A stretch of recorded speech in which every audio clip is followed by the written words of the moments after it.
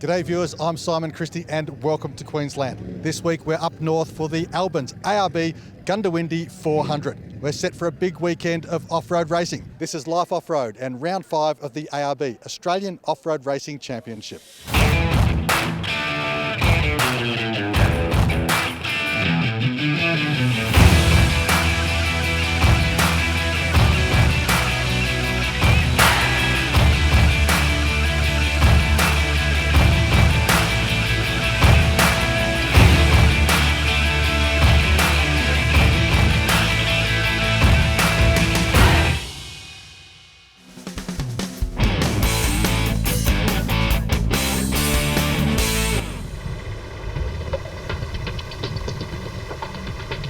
We're in Goondiwindi and we're getting ready for the Goondiwindi 400.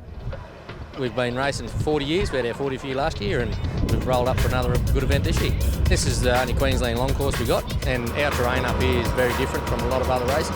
It's very, very testing on the vehicle and the terrain, we call it melon hole madness. So there's these melon holes that are created in the ground. They catch everybody out, give the track respect. It's a track that'll bite you and pretty easy to break something out here. There's been a new exclusion fence put through, so it has changed what the kangaroos are migrating and what they're doing and where they're moving.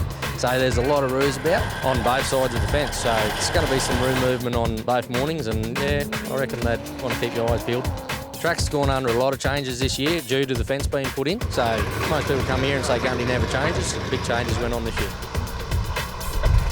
We've got 76 entries, which is a good roll-up, and yeah, we want to get into it.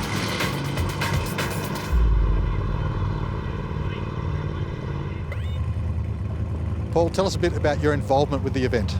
I've been involved with the club in Gundy for probably going on close to 20 years, I suppose. This year on the assistant clerk course, been helping the boys get the track ready for quite a lot of years, doing the track marking, liaison with landowners and racegoers to make sure that the event goes ahead smoothly.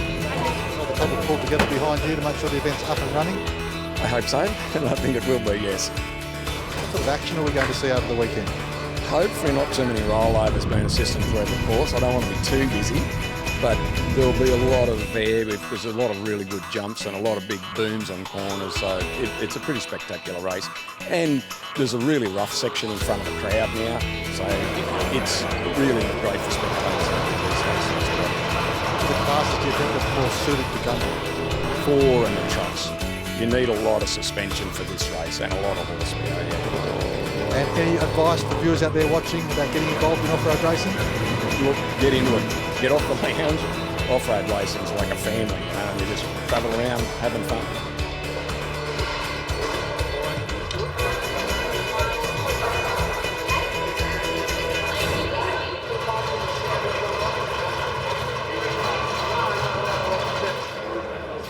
Another great way to enter off-road racing is with a Class 3 buggy. They're lightweight, sufficiently powered and nice and quick out there on the track. The 2018 ARB Australian Off-Road Racing Championship offers entrants a choice of 11 competitive classes.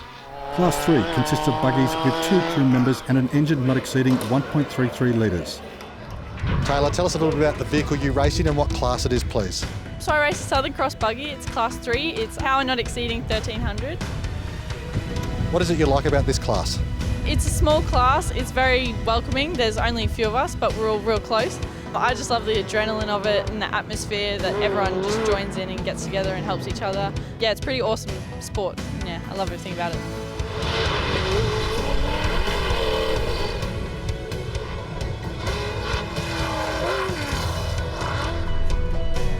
Jeff, what is it that makes this track so tough? It's the melon holes out there. We talk about it every year. Driving around today, I feel like they got bigger than last year. It's something that you have to be very careful of. You have to respect the track, because if you get it wrong, it's going to hurt.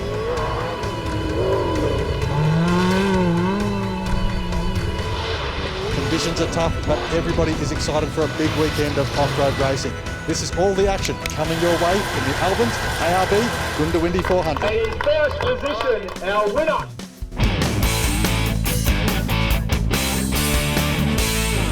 Off-road racing certainly presents itself as an outlet for the competitors at these events, but it's also an opportunity for many new products to be developed and tested. In the case of ARB, there are products and ideas in development on these very vehicles that cross over perfectly into the four-wheel drive market. Tunable and rebuildable bypass shock absorbers with adjustable rebound and compression rates are the norm in off-road racing. But these oversized and heavy-duty items are just too big and heavy for your average four-wheel drive. That was until ARB took their decades of off-road racing experience and focused it into the design and production of a comparable and highly functional adjustable bypass shock absorber that would be a direct fit for a four-wheel drive's factory suspension. The result was BP51, a 4x4 suspension solution like no other. With the features and performance of a race-ready off-road shock absorber, BP51 offers end users a never-before-experienced state of ride, handling and comfort. It's the perfect product for four-wheel drivers who want a supreme level of performance without having to highly modify their vehicle with expensive and possibly illegal modifications. Managing Director of ARB and highly experienced off-road competitor Andy Brown summed it up perfectly. I learn a lot from the racing. We know what breaks, what doesn't break. You can look at something and say that will break. So we take that back to our business and it's a godsend for us.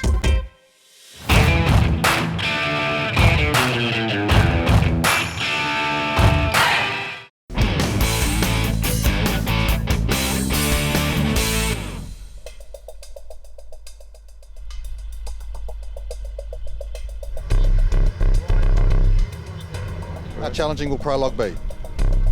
Yeah, very challenging being the first time on that prologue and nice and rough out there and no wind as yet and the dust is going to be a problem. Very dusty. I mean, the wind isn't there, it's holding. We'll just see how it goes, but it's going to be a lot slower than I was hoping for. What'll be your plan for those rough conditions? Those holes are pretty deep. As they said in driver's briefing, we need to respect the track because if we don't respect the track, the cars won't get respected by the track. We're just looking for a strong, steady approach and driving the car back on the trailer at the end of the weekend. With the formalities and driver briefing done, we're all set for a big weekend of off-road racing here at the Albans ARB Goondiwindi 400. It's time to get out there and get dusty on the track.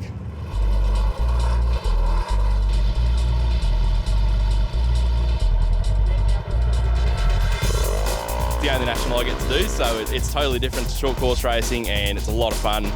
Just the terrain is unreal. Dusty to start with, but yeah, just take it nice and steady and over the back section out here. Plenty of big whoops and melon holes, so just got to take it steady through there.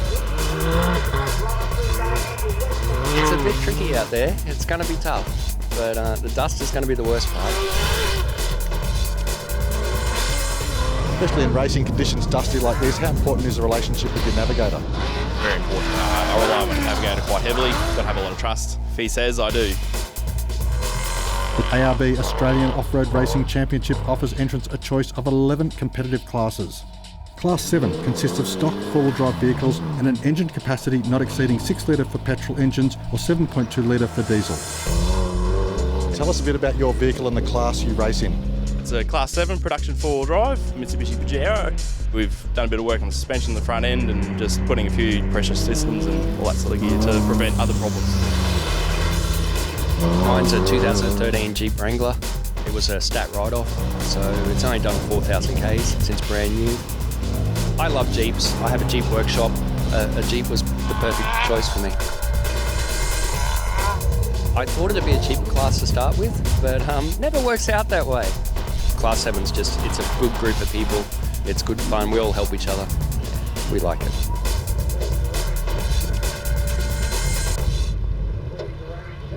Exciting news is that the 2017 champion Danny Brown has returned for his debut here for 2018. He's a past champion here and he's sporting a brand new vehicle.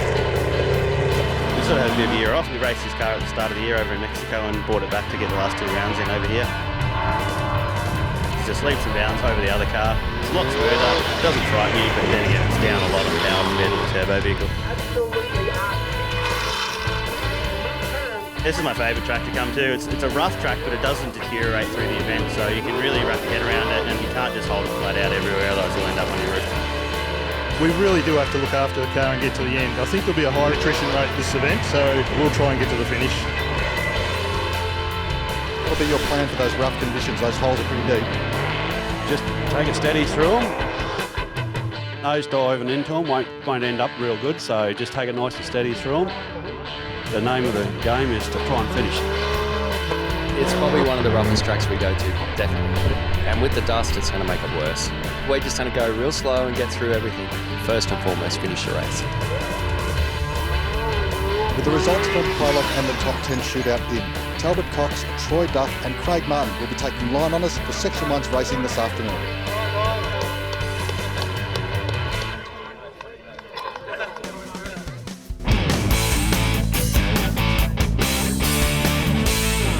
Transporting and storing all of your gear is a critical factor of off-road racing, as you can see from the trucks behind me in the pits. But it's also an important factor for four-wheel driving. So to find out more about storing and transporting your four-wheel drive gear, let's cross over to Carryboy. At Carryboy, we're known for our quality and design, but today we want to talk to you about security and convenience.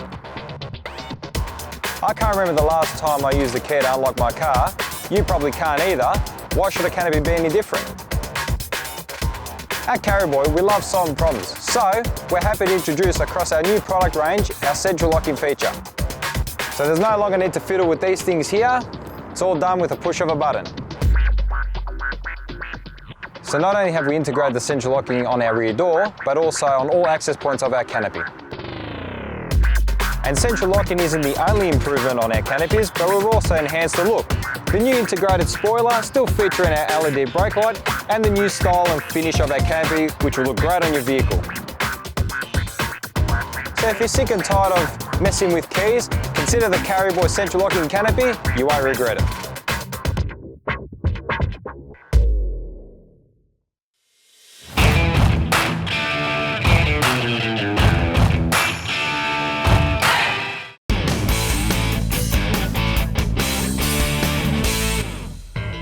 Section 1 has been run. We've had about 40 cars out of the 74 field complete at this stage. There's still a few more out there.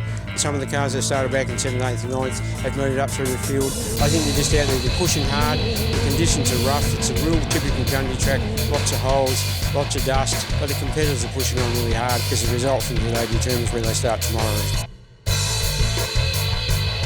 We started off today with prologue and we came first in that and then went back out at the top 10 shootout. Fortunately enough we were able to maintain our lead there and got the top 10, started the day on the main lap in the top position and went out and had a run to sort of settle the car in and make sure we're right for tomorrow.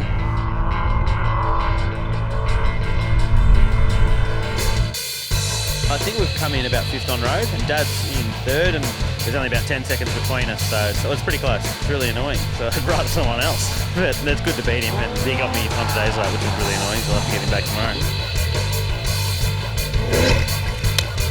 I believe I'm 9th outright and 1st in class, which is a bit of a surprise, so I'll be happy if we can continue tomorrow and maybe tip it away at the outright placings.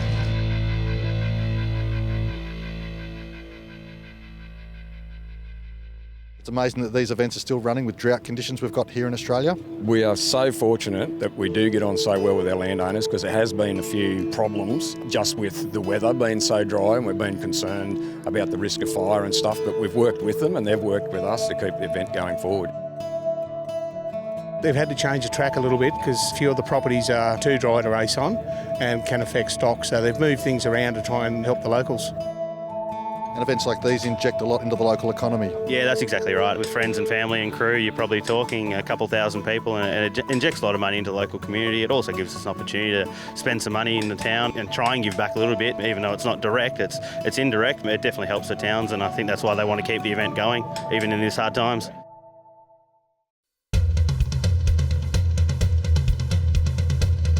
Welcome to Sunday morning and our final day of racing here at the Albans ARB Goondiwindi 400. Drivers are set to take on 4 laps of 80 kilometres each. That's 320 gruelling kilometres of tough Goondiwindi track. Competitors will do 2 continuous laps of the 80 kilometre course, then come in for a 45-minute service. After the 45-minute service, we'll hold them until we restart in Section 3, which is another 2 continuous laps. And at the end of those 2 continuous laps, we'll create an outright winner for the 2018 Albans ARB Goondiwindi 400. There lead times was 53 minutes, which is a good effort around here. And the track has changed this year a little bit, and it's probably a couple of minutes slower. There's a little bit more rough stuff in the track than in previous years. So they're pushing on. Every year the cars get bigger and faster, and then people chasing more horsepower and driving them harder. We have a lot of trouble getting traction, so we go to the bigger tyre. It stops the wheel spin, gets us out of the corners better. We don't have suspension travel or the group of the buggy, so we've only got probably 12 inches of clearance. So the bigger tyres get a bit more clearance, bigger footprint. A couple of times it actually wheel standard out of some runs. So it's unreal. Out of the corner is what I am enjoying, because it is shiny and slippery. It's about to just put the boot into it, and it's hanging into a beautiful big slide out of the corner and throwing massive wheels past. So just having fun. You'll have to come for a ride in one. It's one of those things you'll go in and you wouldn't believe that they can bounce through it. I still, I've been racing them since I was 14 years old, and I still bounce through things and I'm like, this thing's got to snap in half in a minute. So it's unbelievable what they can handle, that's for sure.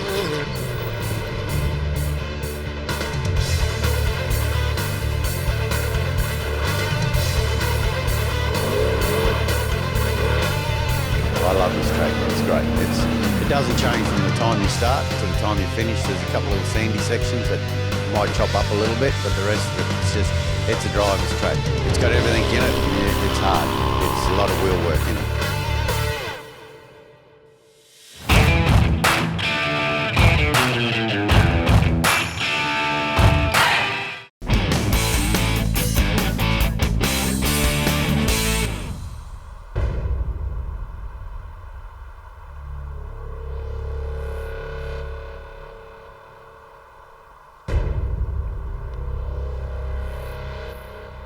Murray, halfway through the Sunday proceedings, it's been an interesting day of racing so far. Certainly has been. We've had lots of dramas, with lots of issues. Competitors have endured the 2 laps of the 80-kilometre course. Sitting at the top of the tree after today's 2 laps is Andy Brown. He's only on adjusted time overall for the event. He's 5 seconds in front of his son Danny in 2nd place. And in 3rd place, 1 minute behind, is Brett Martin, the points leader at the moment.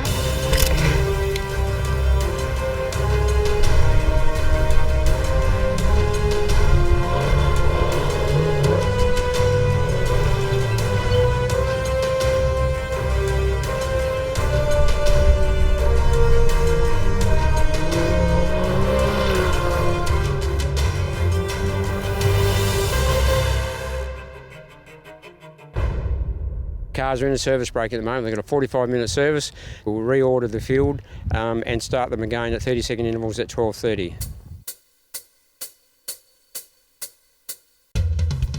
Taking good use of your service break, I see.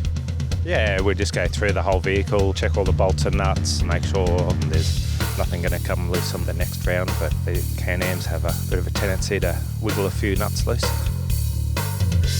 We got a lot going on. We lost the brakes, we've broken 2 shockies. Yeah, it's a bit going on. The whole last lap with no brakes. It's a bit scary, but the Jeep just won't let us down. Just keeps on rocking. We bent a push rod yesterday on an over rev, so we've been down on power fairly significantly. We just had to carry our speed in every corner and in the rough as much as we could, so it was pretty brutal.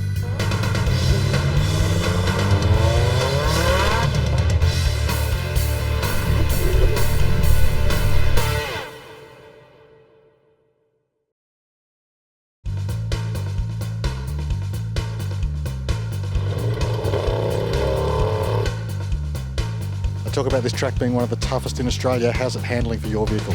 It's tough. It's a lot different today than what it was yesterday. The fast cars just make the holes a whole lot bigger. I'm probably not going through the really bad sections as fast as some of these other guys, but it's definitely quite a few bumps where you still bottom out.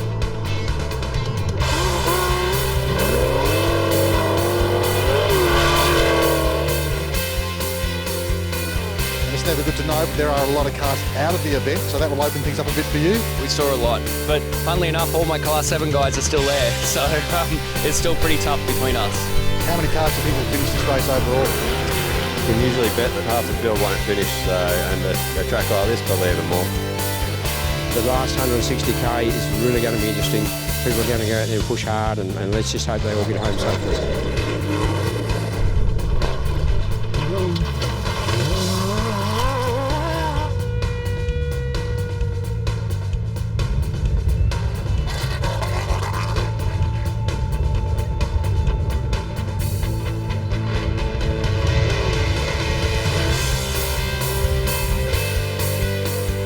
Probably one of the harder races I've done in my life. It was pretty brutal. Talk us through the battle with your dad. All he had to do was come within 35 seconds of us. Going out on that last lap, he was 15 seconds behind us, so we pushed as much as we could. What time better feeling and try and beat your son? He beat me by 27 seconds. I'm going to get that back. What does it mean to you to have those points on the board once again? That's what we come here for. Try and win, obviously. Try and win our class, and then try and give the big boys a run for their money. So I think we did that this weekend. A lot of pro lights did that this weekend. So we'll let the Browns have the podium this weekend, and we'll get them next time.